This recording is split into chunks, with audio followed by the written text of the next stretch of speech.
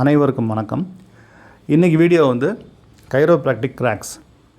இந்த கைரோப்ராக்டிக் சிகிச்சையில் வந்து இந்த சத்தம் வரலையே சார் அப்படின்னு சொல்லி சில பேஷண்ட்ஸ் கேட்குறாங்க. இதை பற்றி நான் எக்ஸ்பிளைன் பண்ண போகிறேன். ட்ரீட்மெண்ட்டில் சத்தம் வரணுன்னு அவசியம் கிடையாது.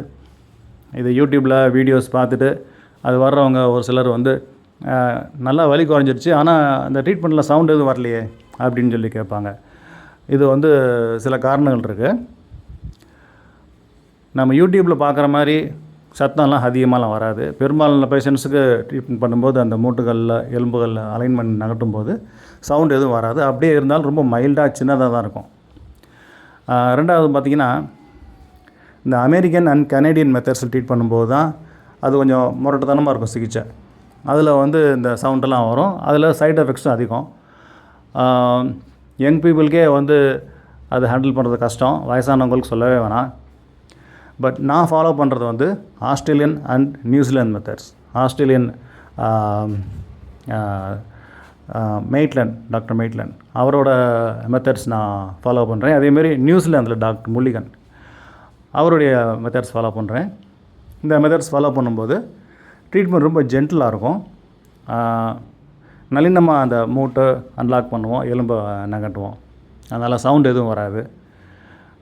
டயக்னோசிஸ் அதிகமாக முக்கியத்துவம் இருக்கும். இது எல்லா வயதினவர்களுக்கும் பண்ணலாம். 80 வயசில் உள்ளவங்களுக்கும் கூட பண்ணலாம். ரிசல்ட்டு நல்லா இருக்கும், லாங் லாஸ்டிங் ரிசல்ட் இருக்கும். இப்போது சில பேஷண்ட்ஸ் வந்து இந்த மாதிரி கிராக் பண்ண போகிறாங்க அப்படின்னு எதிர்பார்ப்பில் வருவாங்க. அவங்கள பார்க்கும்போது அவங்களுக்கு மூட்டிலையோ எலும்புலையோ ப்ராப்ளம் இருக்காது. ஜவ்வுகள், சாஃப்ட் டிஷ்யூ, தசைகள் இருக்கும். அதில் இருக்கும்போது எப்படி உங்களுக்கு சவுண்ட் வரும்? அது வராது. ஸோ அந்த மாதிரி எதிர்பார்ப்பு எதுவும் வச்சுட்டு ட்ரீட்மெண்ட் வராதிங்க. இந்த பிக்சரில் பார்க்குறது வந்து டாக்டர் முல்லிகன்ஸோட கான்செப்ட் இது. அதில் வந்து பெல்ட் யூஸ் பண்ணி ட்ரீட் பண்ணுவாங்க. அவர் வந்து இப்போ இந்த பிக்சரில் பார்க்குறது வந்து ஹிப் ஜாயிண்ட், பந்துகிண்ண மூட்டுக்கு ட்ரீட் பண்ணிகிட்ருக்காங்க. அதை அந்த ஜாயிண்ட் அலைன் பண்ணிகிட்ருக்காங்க. இது ஏவியனுக்கும் இந்த சிகிச்சை கொடுப்போம்.